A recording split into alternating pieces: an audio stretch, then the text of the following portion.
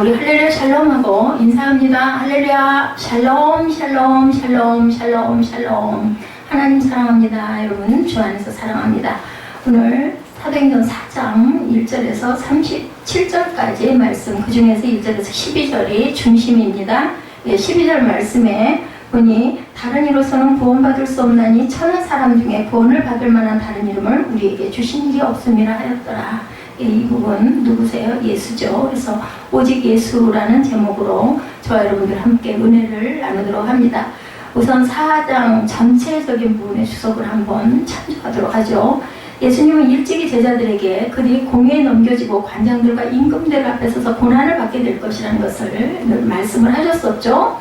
마가복음 13장 9절에서 11절에도 증거하고 있습니다. 이런 상황이 있게 되면 성령께서 그들을 통해서 말씀하실 것이다 이렇게 나타나 있습니다. 주님께서는 그 약속을 이루시죠. 베드로는 어떻게 됐어요? 성령께서 그들을 통해 말씀하실 것이라는 것 증거한 게 누구냐? 오늘 공회에서 열심히 설교하는 베드로가 바로 그 증인이죠. 핍박 속에서 그들은 더욱더 담대했고 교회는 힘을 더해갔다. 신분 받는 사도들에 대해서 3절에 증거하고 있습니다. 3절을 우리 볼까요? 그들을 잡으며 날이 저물었으므로 이튿날까지 가두었습니다. 말씀을 들은 사람 중에 믿는 자가 많으니 남자의 수가 약 5천이나 되었더라 이렇게 나타나 있습니다. 베드로의 설교의 핵심은 예수님의 부활이었다. 8절에 보니까 이에 베드로가 성령이 충만하여 이르되 백성의 관리들과 장로들아 만일 병자에게 행한 착한 일에 대하여 이 사람이 어떻게 구원을 받았나니 우리에게 질문한다면 10절에 너희와 모든 이스라엘 백성들은 알라 너희가 십자가에 못 박고 하나님이 죽은 자 가운데 살리신 나사렛 예수 그리스도의 이름으로 이 사람이 건강하게 되어 너희 앞에 섰느니라. 그는 일어나 걸어라 했던 자가 일어난 것은 내가 아니라 하나님께서 예수 그리스도의 이름으로 일어나 서라 해서 그렇게 되었다라고 증거하는 부분이 본문에 나타나죠. 성전 맡은 자는 성전 경비의 책임자로서 성전 내의 질서를 유지하는 자였습니다. 사두개인들은 부활에 대한 이야기를 일찍 인정하지 않았죠. 그 지위는 대제사장 가문들에서 추천이 되었고 서열은 대제사장 다음이었다. 이들은 밤새 두 사도를 가두어 놓았습니다. 누가? 성전 맡은 자들이. 그 사람들은 대제사장 다음에 직위를 갖고 있는 자들이었다는 거죠. 느헤미야 11장 11절에도 성전 맡은 자에 대한 설명이 나오고 있습니다.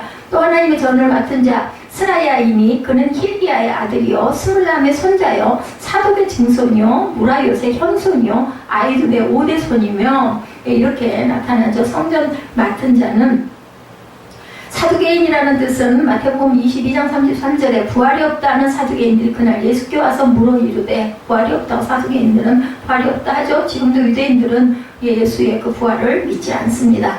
무슨 권세와 네 이름으로 이렇게 나타나죠. 이튿날 아침 산헤드린 공회가 소집되었고 참석자들 중에는 당시 산헤드린에 두드러진 인물들이 포함되어 있었다.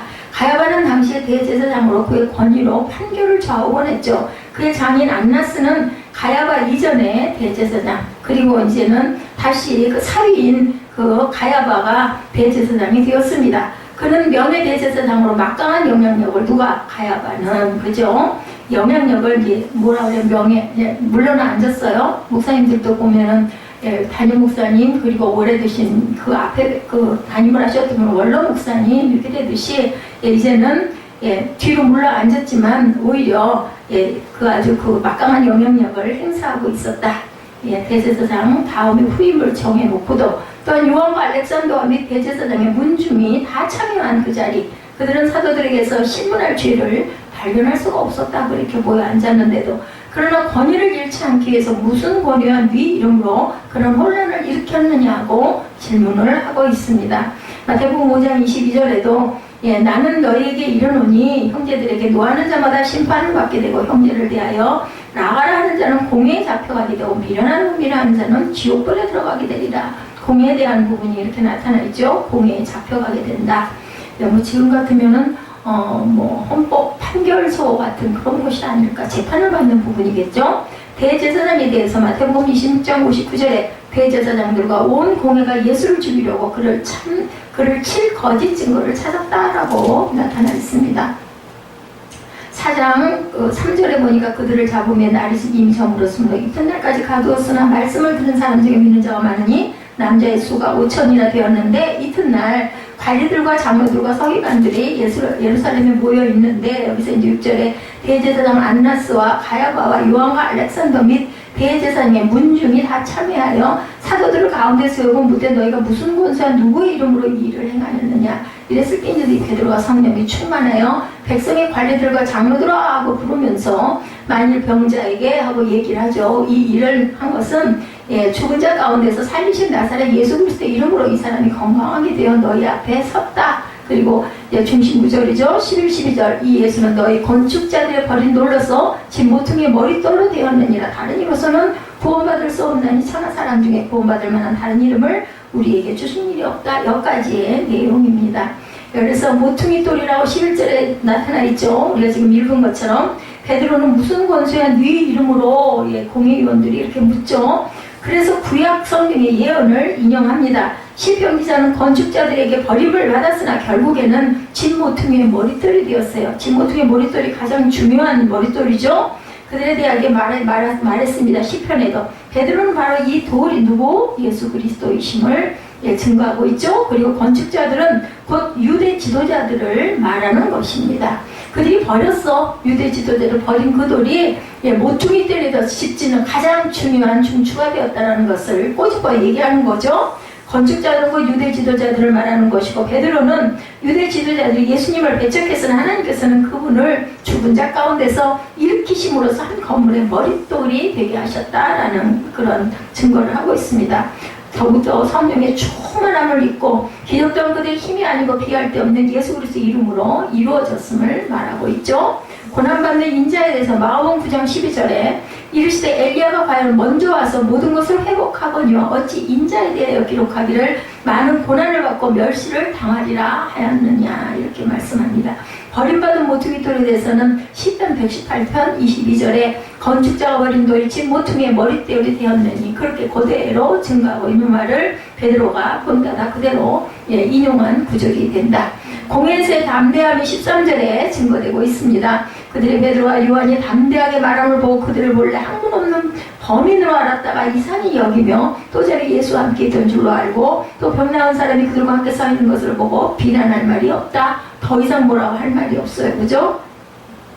이 부분에 대한 부분을 범인이라는 거 우리 너무나 잘 알죠. 보통 사람을 범인 여기서 그 죄를 진 사람이 아니라 공회의원들은 베드로와 요한이 학문이 없고 평범한 사람들인 줄 알았다가 그들의 담대한 증언에 깜짝 이렇게 놀랍니다. 막힘이 없고 서슴없이 말하는 사도들의 담대함을 그들은 보고 도대체 저들은 학식도 없고 학문도 없고 무식한 자들인데 어떻게 이렇게 말을 잘해? 이런 이야기를 하는 거죠. 여러분들 그냥 쉽게 보면 우리 예배 때 그 기도, 대표 기도 하시는 분들 보면은 어떻게 그렇게 기도를 잘해? 우리 쉽게 얘기할 때 그런 얘기를 많이 합니다. 물론 훈련이 되고 기도를 많이 하다 보면은 늘기도 하지만 성령의 감동에 의해서 우리가 기도의 문이 열렸다 이런 얘기들을 많이 하죠. 아무리 오래 다니셔도 입술을 떼서 기도하지 않은 분들은 이렇게 기도하지 못합니다.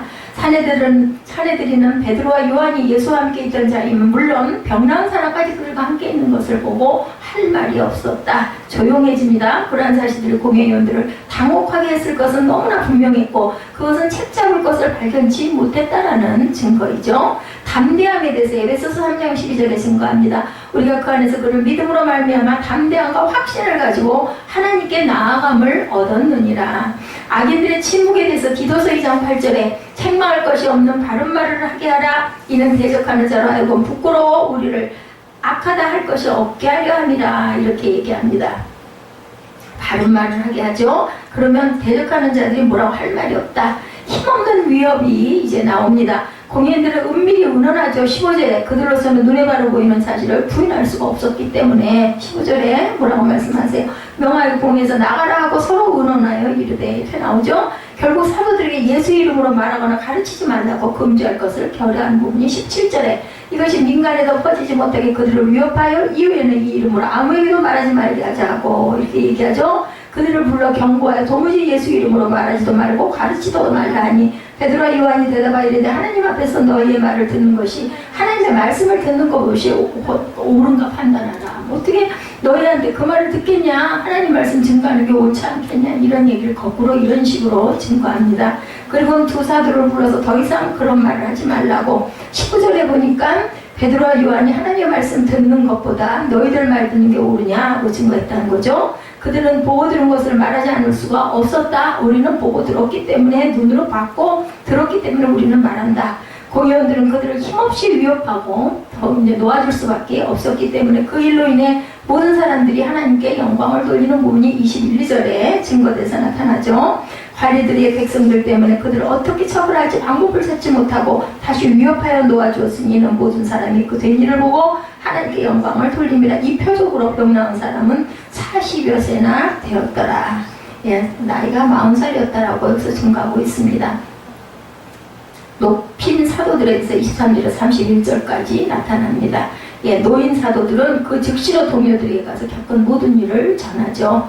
예, 그들은 그 소식을 듣고 한마음이 되어 참여하기도, 와, 진짜 하나님 살아계셔. 와, 예수님이 그런 일을 하셨어. 막 이렇게 너무나 기뻐서 간증하고 서로 기뻐하고 그냥 찬양하고 기도했겠죠. 그들은 관원들의 위협을 무릅쓰고 예수님의 이름으로 말씀을 전하고 병자를 고칠 수 있는 능력을 더욱 베풀어 달라고 기도했습니다. 그들의 찬미는 창조시에 나타난 하나님의 능력을 인정하는 말로 시작을 합니다. 자, 보니 23절에 보니 뭐라고 말씀하세요? 사도들이 노임의 그 동료들에게서 제장들과 장로들의 말을 다 알리니 그들이 듣고 한마음으로 하나님께 소리를 높여 이르되 대주제여 천지와 바다와 그 가운데 만물을 지은 이시여 또 주의 종 우리 조상 다윗의 입을 통하여 성령으로 말씀하시기를 어찌하여 열방이 분노하며 족속들이 헛살을 경영하였는고 세상의 군왕들이 나서서 관리들이 함께 모여 주와 그 예수 그리스도를 대적하도다 하시니 이로소이다. 자, 그리고 쭉 나타납니다. 과연 헤롯과 본디오 빌라도는 이방인과 이스라엘 백성과 합세하여 하나님께서 기름 부으신 거룩한 종 예수를 거슬러 하나님의 권능과 뜻대로 이루려고 예정하신 그것을 행하려고 이 성에 모였나이다. 주여 이제도 그들의 위협함을 구워보시옵고 또 종들로 하여금 담대히 하나님의 말씀을 전하게 해주시오며 기도했다는 거예요. 이 내용으로 손을 내밀어 병을 낫게 하옵시고 표적과 기사가 거룩한 종 예수 이름으로 이루어지게 하옵소서 하더라. 길기를 다음에 모인 곳이 진동하더니 무리가 다 성령이 충만하여 담대히 하나님의 말씀을 전하니라. 얼마나 신났을까요? 이렇게 응답이 그냥 뚝뚝 떨어지는 부분이 나타나죠. 자, 그래서 그들의 기도에서 보게 되는 중요한 특징은 시편 2편의 말씀을 적용하고 있다. 야, 이들이 명백히 메시아를 노래하는 시를 부르고 있죠. 예, 이 시편은 먼저 하나님을 기름 부음 받은 분에 대해서 말하고 계속해서 하나님이 그분에게 하시는 말씀을 기록하고 있다. 그러므로 제자들로는 예수께서 시편이 가리키는 왕으로서의 메시아이심을 의심할 여지가 없었다라고 28절에 증거에서 나타나죠. 하나님의 권능과 뜻대로 이루려고 예정하신 그것을 행하려고 이 성에 모였나이다 라고 증거합니다.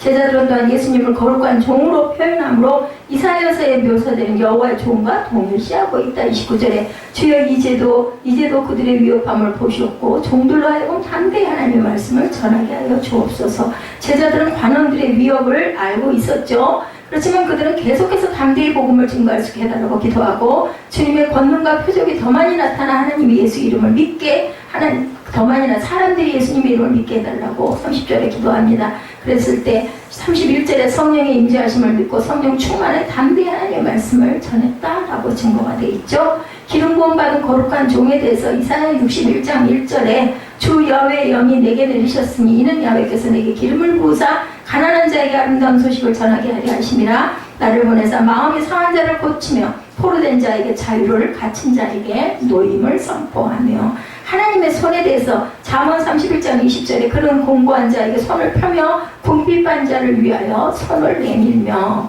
유무상통 서로 이제 여러 가지를 나누고 통하는 부분들의 말씀이 나오는데 본문의 말씀에서 누가는 바나바를 36절에 소개하고 있습니다. 구브로에서 난 그 레위족 사람이 있으니 이름은 요셉이라 사도들이 일컬어 바나바라 번역하면 위로의 아들 바나바가 등장하죠. 그가 밭에 있으며 팔아 그 값을 가지고 사도들의 발 앞에 두니라. 자기의 모든 것들을 팔아서 그 값을 사도들의 발 앞에 둡니다. 그것을 인하여 그냥 아나니아와 삽비라가 죽음을 당하는 그런 계기가 되는 부분 여러분들 아마 아실 겁니다.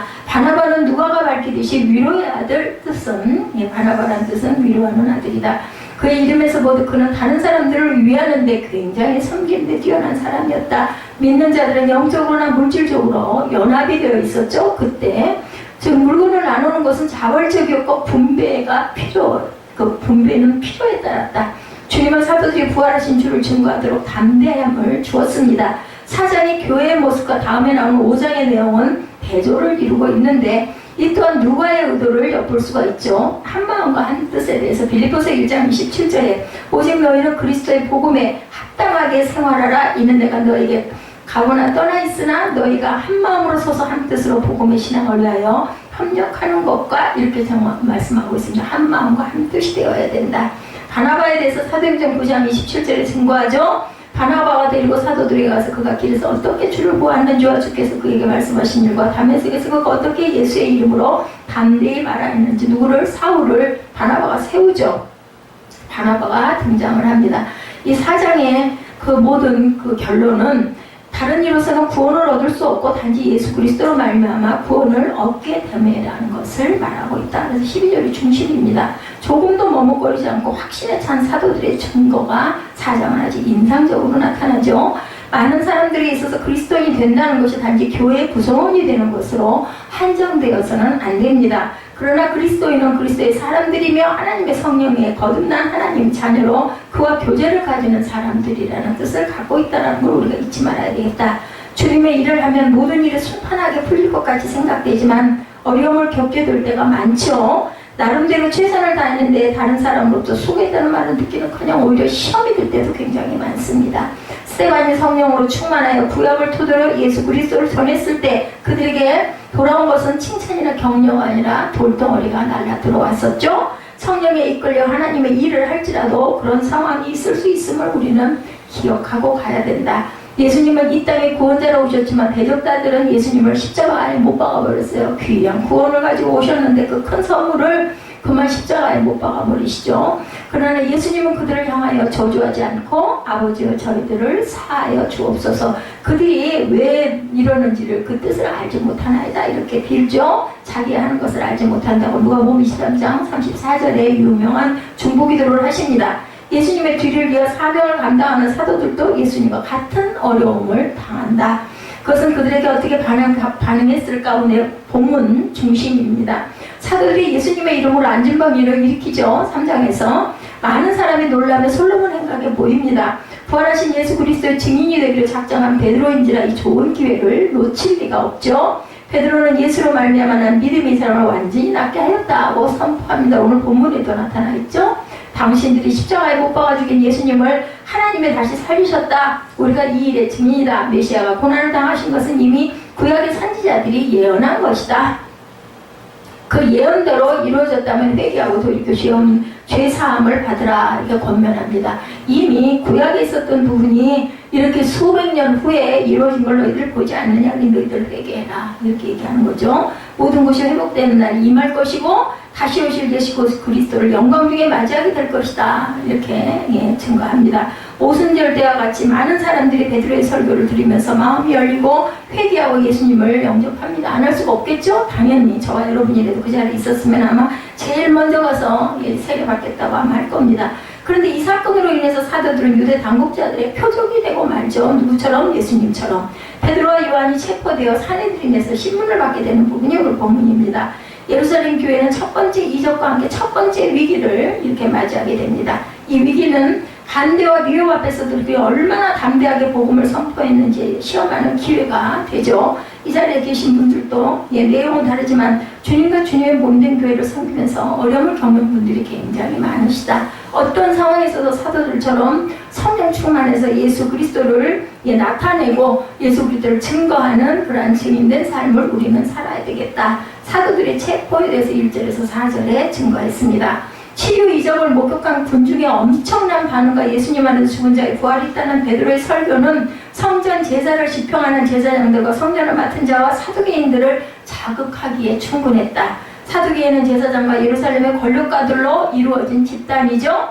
그들은 구약 성경 중에 모세 오경만을 정경으로 인정하고 바리새인들과 달리 사두개인들입니다. 내세와 부활, 영적 세계 천사들의 존재를 인정하지 않고 지극히 현세적이었다. 지금 오늘만 열심히 살면 돼. 이런 주의자였던 것이 사두개인들입니다. 바리새인들은 아니에요. 천국이 있는 것을 인정을 합니다. 그들에게 제사제도는 하나님의 이름을 인용하여 합법적으로 치부하는 수단이었을 뿐이었다. 사두개인들입니다. 하나님을 위해 일한다고는 하지만 실은 자신들이 이득을 취하기 위해서 하나님을 이용하고 있었다는 거예요. 이래서는 안 되겠죠. 또한 나사렛 예수를 메시아로 인정하지 않고 그를 십자가에 못 박아 죽인 것을 당연하게 생각하는 사두개인들이었다. 그것을 인정하려면 자기들이 모든 기반이 무너지기 때문에 뭐 천국에 어디가 있어? 현세적이니까 세상에서 잘 살면 되지 이런 생각을 가지고 있죠. 부활도 안 믿고 영적 세계도 안 믿고 천사들의 존재도 인정하지 않는 현세적인 사람들이었다. 제사장과 예루살렘의 권력가들로 이루어진 집단이었다고 나타나고 있죠. 또한 나사렛 예수를 메시아로 인정하지 않고 그를 십자가에 못 박아 죽인 것을 당연하게 생각했어요. 왜냐하면 하나님 모독이죠. 신성 모독입니다. 그것을 인정하면 자기들의 모든 기반이 무너지기 때문에 사도들은 가두었는데 사도들이 전한 말씀까지 가둘 수는 없어요. 그 입을 막을 수가 없었다는 거죠. 성전 미문에서 행한 이적과 솔로몬 행간에서 행한 베드로의 설교는 지도자들에게 적대감을 불러일으켰지만 동시에 많은 사람들에게는 믿음을 심어줘 버렸어요. 신문하는 과정에서 너무 담대하게 선포하다 보니 그 자리에 참석했던 군중들이 모두 다 마음에 믿음이 생겼다는 거죠. 남자의 수가 5,000명이 되었다는 말은 베드로의 설교로 그날 5,000명의 남자가 한꺼번에 회심했다기보다는 오순절 이후 지금까지 믿는 남자들의 숫자가 5,000명에 달했다라는 뜻이다. 불씨를 때리면 더 퍼지듯이 핍박할수록 복음은 더욱더 확산돼 갑니다. 중국은 1948년 공산당 정부가 들어서 선교활동이 공식적으로 금지가 되었다고 그래요. 1948년 좀 기억이 새로운 해죠. 외국에서 온 선교사들이 추방이 되었습니다. 중국에서 선교는 이제 끝났다. 300년 이상 서양 선교사들이 복음을 전한 결과 중국에는 당시 약 100만 명의 성도들이 있었는데 60년이라는 세월이 흐르는 동안 가정교회를 중심으로 지금은 적게 잡아도 5천만이 넘는 성도들이 생기게 되었다고 합니다. 자, 우리는 지식과 경험을 토대로 하나님의 역사를 자꾸 제안하려고 하지만 하나님은 하나님의 방법으로 하나님의 선하신 목적을 이루어시 가는 것을 우리가 알 수 있다. 중국은 너무나 인구가 많기 때문에 정말 예수가 막 기하급수적으로 퍼져가는 거예요. 숫자가 많기 때문에. 우리는 하나님의 도구가 되어서 그 역사의 한 부분에 참여하는 것만으로도 감사해야 되겠죠. 우리 찬양 드리면 너무 기쁘지 않나요? 부전부가 뭐라고 하건 말고 너무나 기쁩니다. 백성들은 베드로의 설교를 듣고 마음이 열려 예수님을 영접했는데 같은 장소에서 같은 것을 보고 같은 말씀을 듣고도 종교 지도자들은 왜 이 백성들처럼 예수님에 대한 믿음을 고백하지 못할까 바라보는 것이 달라서겠죠. 종교 지도자들의 반응은 예수님의 사역하실 때와 다름이 없었습니다. 말씀을 듣고 이적을 보고도 여전히 믿지 않습니다. 이것을 보면 이적을 본다고 주님을 믿는 것이 또한 아닌 거라는 것을 우리가 알 수 있죠. 똑같이 봤어요. 그죠? 이적도. 근데도 그들은 안 믿어요. 사두개인들은 전통과 교리에 사로잡힌 사람들이었고 예수 그리스도를 통해서 새 역사가 시작되게 되면 자기들이 그동안 누렸던 기득권을 잃게 될까봐 그것이 두려운 거예요. 권세를 못 잡을까봐. 하나님의 것이 아닌 세상 것으로 채워졌기에 하나님의 새로운 역사를 깨닫지 못하고 도리어 하나님의 일을 방해하는 회방꾼들이 되었습니다. 이 사람들은 어디가 갔을까요? 지옥으로 갔겠죠? 성령 모독죄니까.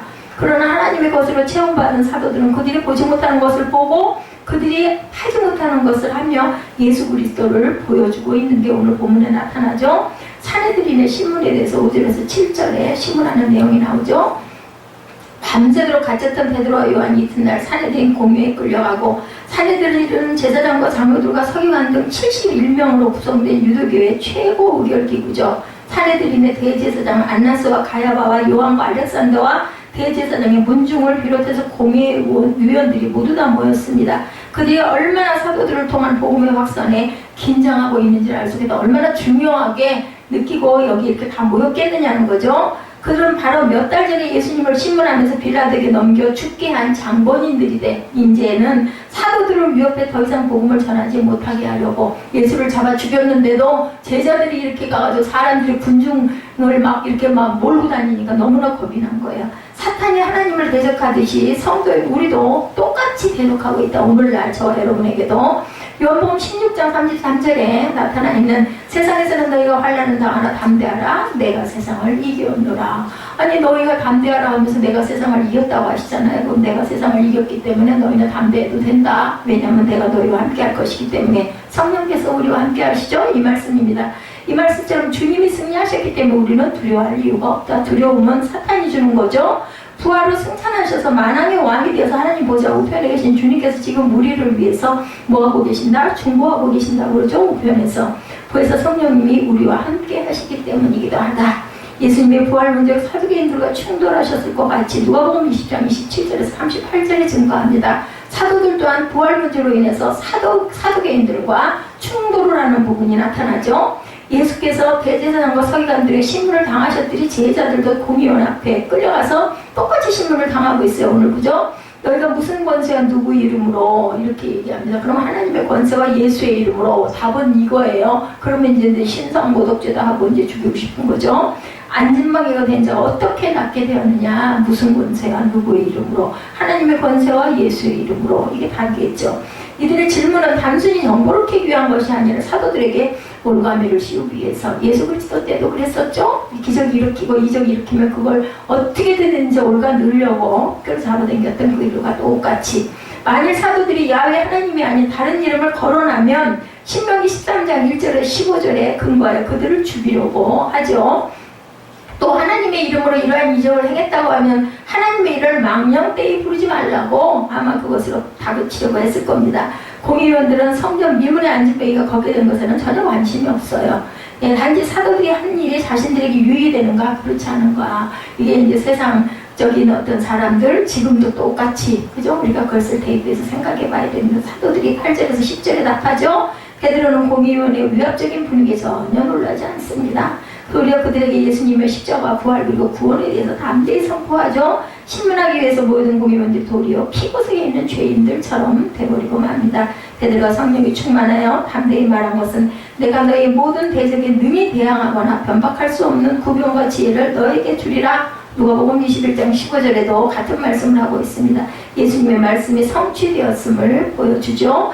예수님은 언제나 생명을 치유하고 살리셨고 사도들 역시 그분의 제자로 예수님을 본받아 생명을 살리는 일에 전념하고 있음을 오늘 본문에서도 보여주죠. 베드로는 자신들이 병자에 행한 일이 착한 일이었다고 설명을 합니다. 착한 일이라는 헬라어는 원래 도시나 국가를 위해 재력가가 베푸는 자선을 가리키는 말이라고 합니다.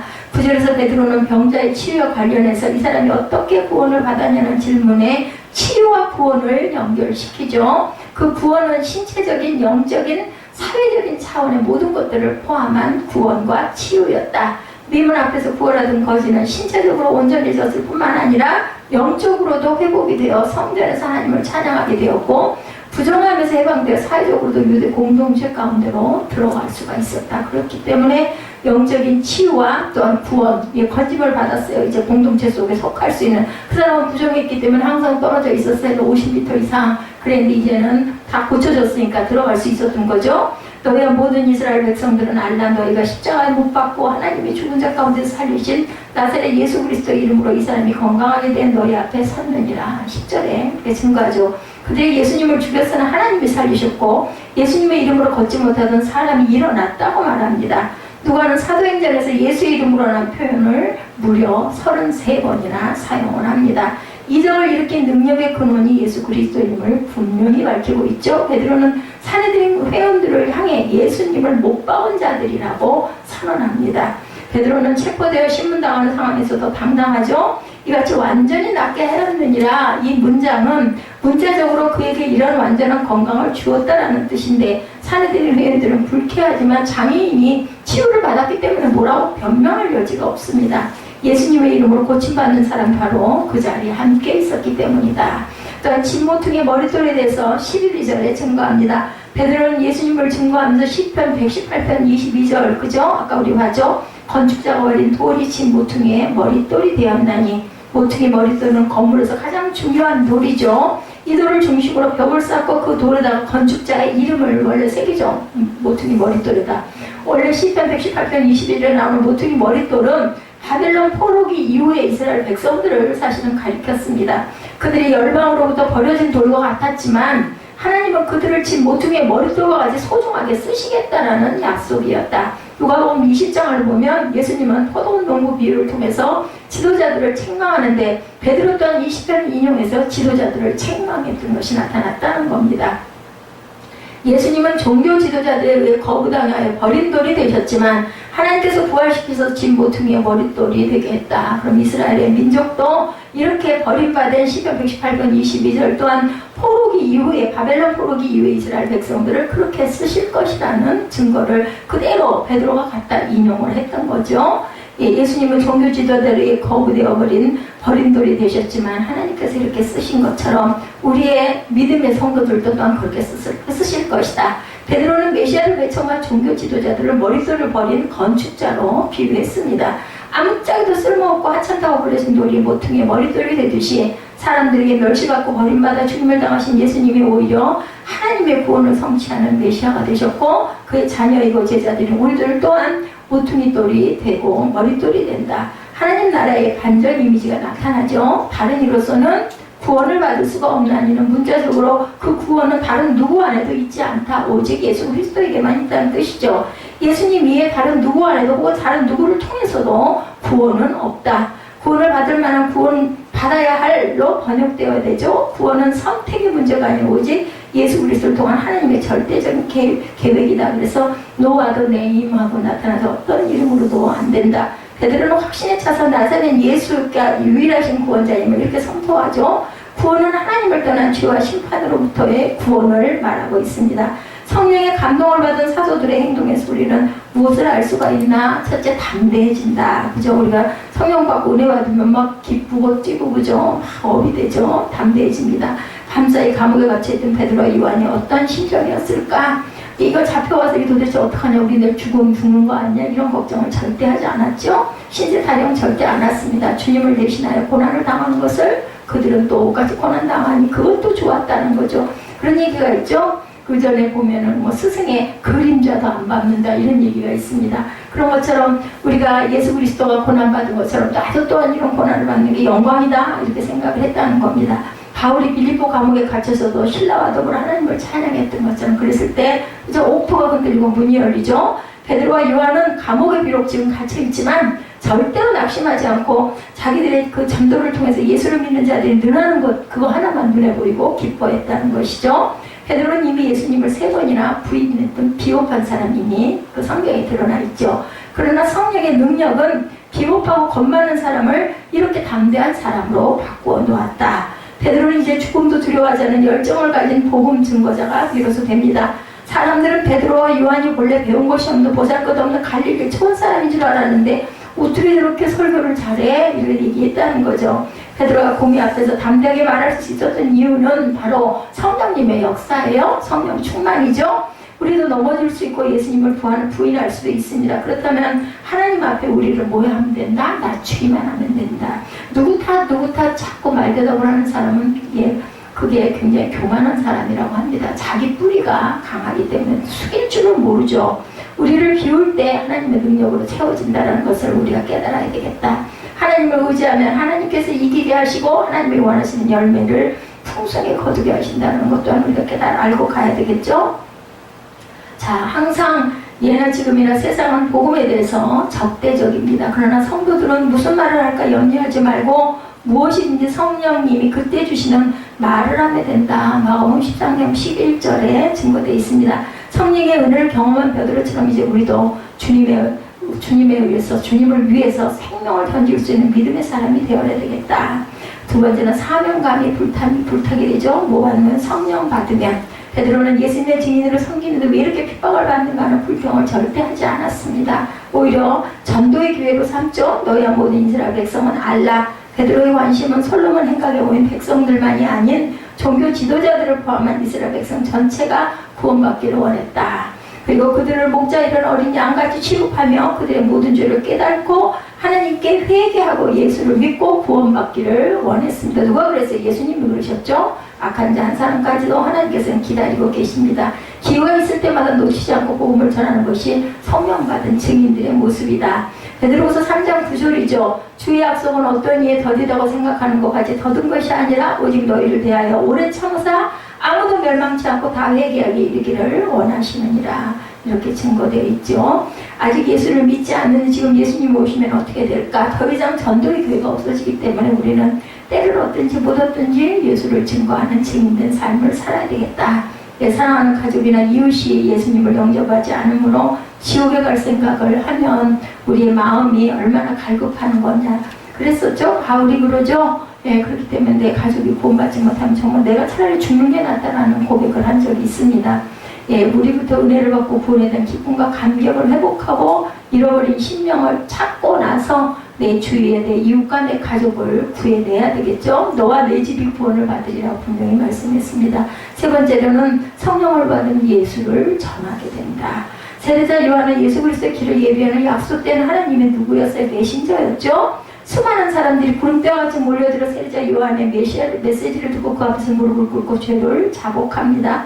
모든 사람이 요한을 하나님이 보낸 사람으로 여기죠. 자신의 능력이나 업적을 과시하면서 얼마든지 우쭐댈 수 있었는데 요한은 그러지 않았습니다. 뭐라 그래요? 요한복음 1장 34절에 보면 내가 보고 그가 하나님의 아들이심을 증언하였노라 이렇게 얘기합니다. 나는 그의 신음에도 감당할 수가 없다라고 세례자 요한은 얘기하죠. 이것은 성령 받은 사람의 특징이다. 우리가 이런 모습이 돼야 되겠다.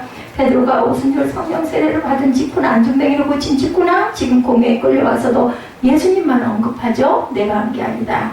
예수 그리스도를 믿는 것만이 하나님의 베푸신 구원에 이르는 유일한 기름을 담대하게 선포합니다. 복음은 예수 그리스도에 대한 이야기죠. 믿음의 본질은 선포된 복음을 받아들이는 것이 믿음의 본질이고 하나님은 사랑의 하나님이시지만 누구나 저절로 구원받는 것이 아님을 우리는 기억해야 되겠다.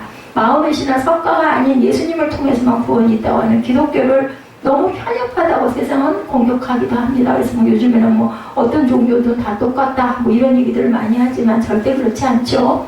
성령 충만한 사도들이 사역하면서 계속 보여줬던 것은 지속적인 기도 생활이었다는 것이 오늘 본문에 나타납니다. 예루살렘 교회는 기도로 성령 충만하게 되었고 사도들은 평소에 정해진 시간마다 기도에 전념했고 그들은 기도를 통해서 죄를 자백하며 베푸신 은혜에 감사하며 증인의 사명을 온전히 감당하게 해달라고 항상 중보하고 간구했습니다.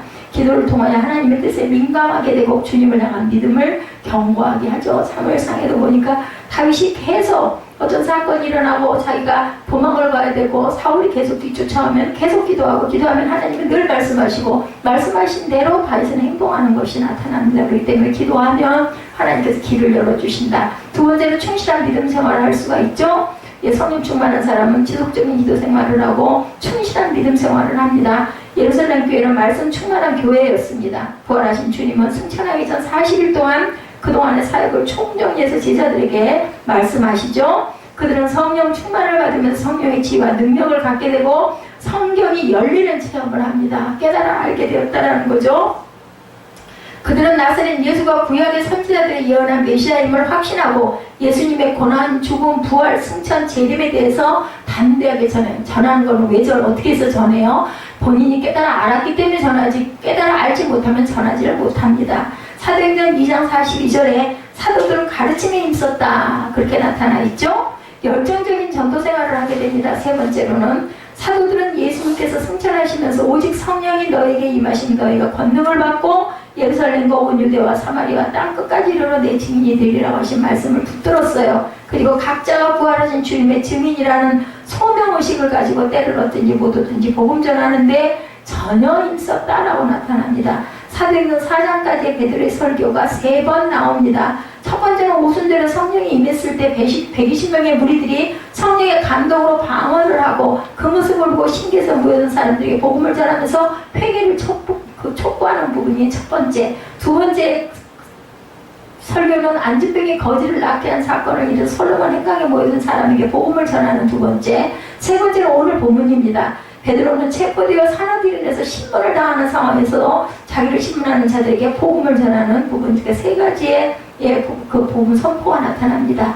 과거의 겁쟁이가 지금은 죽음을. 근데 사실 그렇지 않아요? 끝까지 죽는 거 넘어서고 나면 무서울 게 없다는 거죠. 어떤 상황에 있든 예수 그리스도를 전하는 기회로 삼습니다. 베드로를 본받아 우리의 삶의 현장을 예수 그리스도를 보여주는 전도의 장으로 바꿔야겠다. 살아가면서 찾아오는 수많은 위기 앞에 흔들리지 않는 영적 능력은 성령 충만해서 비롯된다. 그거밖에 없습니다. 성령에 사로잡혀 하나님의 어떠한 분이신지 알게 된 사람은 더 이상 자기를 위하여 살지를 않게 된다. 생명까지도 하나님 위해 바치려고 하죠. 베드로가 그렇죠?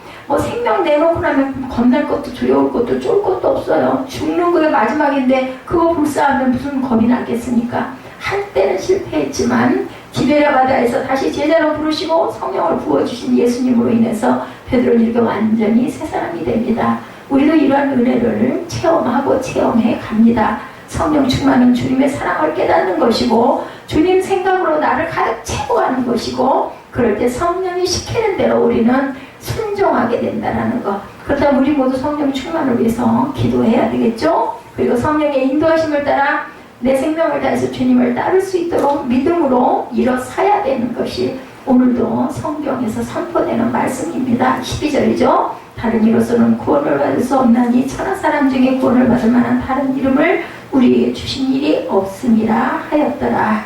길이시고 진리시고 생명이신 예수님이 아니고는 누구도 구원받을 수가 없다. 그 통로는 바로 예수 그리스도시다. 예수 그리스도의 구주되심을 어떤 인간적인 힘이나 물리적인 방법으로도 가두어 놓을 수가 없죠. 때가 되면 신앙생활을 잘할 수 있겠지 않은 막연한 마음으로 성령의 역사에 참여할 수가 절대 없다. 오직 예수님만을 붙들며 사모하며 간절히 부르짖을 때 성령이 임하신다는 것.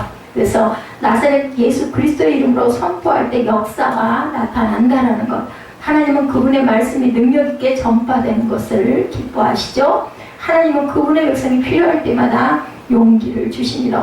어떤 사람에게 구하라 주실 것이요 두드리라 열릴 것이요. 그죠? 우리는 구하지 않는 자에게는 주시지 않는다라는 거 딱 답은 그거예요. 구하고 두드릴 줄 알아야 된다는 거죠. 우리에게 완전한 건강을 회복시켜 주시는 하나님, 성령의 충만함으로 각자의 삶이 변화되고 예루살렘 교회 성도들처럼 귀한 사명을 기쁨으로 감당하는 하나님께 영광 돌리는 충만함이 저 여러분에게 임하시기를 주님의 이름으로 축복합니다. 우리 결단 찬양하고 축도로 오늘 예배를 마치도록 하죠.